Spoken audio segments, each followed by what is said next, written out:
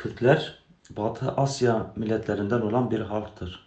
Çok eskiden beri Türkiye'nin doğusundaki dağlar ile İran'ın batısı ve Irak'ın kuzeyi ile Suriye arasındaki bölgeyi kendilerine yurt edinmişlerdir.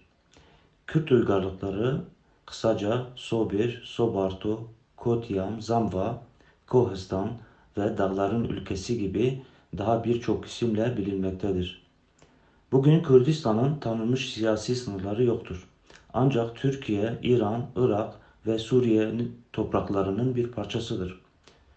Kürtlerin soyu şu kavimlerden gelir: Lolo, Hori, Koti, Mitani, Midi, Kaşi, Mani ve Kardoh.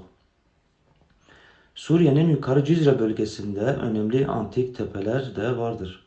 Bunlar Gremozan, Orkeş, Leylan, Şahırbazar, Vaşokani yani Serekani. Hori İmparatorluğu ise M.Ö. 3000'de kurulup merkezi Orkeş'tir.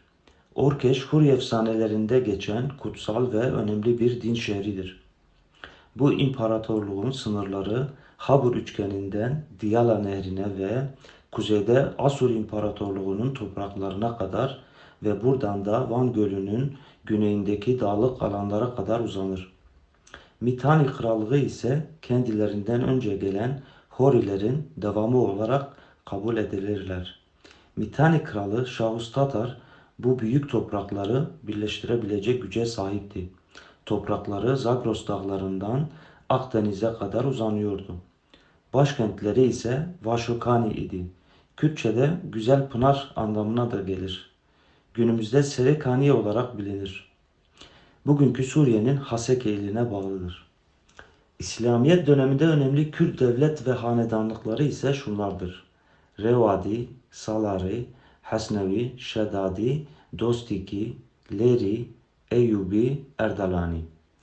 Dostiki devleti 982'de kurulup kurucusu ise Badin Dostik'tir.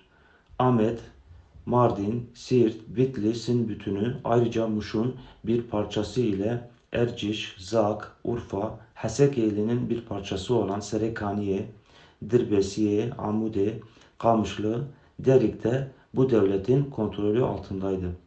Bu devlet 100 yıl hüküm sürmüştür. Kürdistan tarihte ilk defa 1514'te Safevi ve Osmanlılar arasında olan Çaldıran Savaşı ile parçalanmıştır. 1916'da Sykes-Picot Antlaşması ile ikinci defa parçalanmıştır. Araştırma Avukat Ali Kol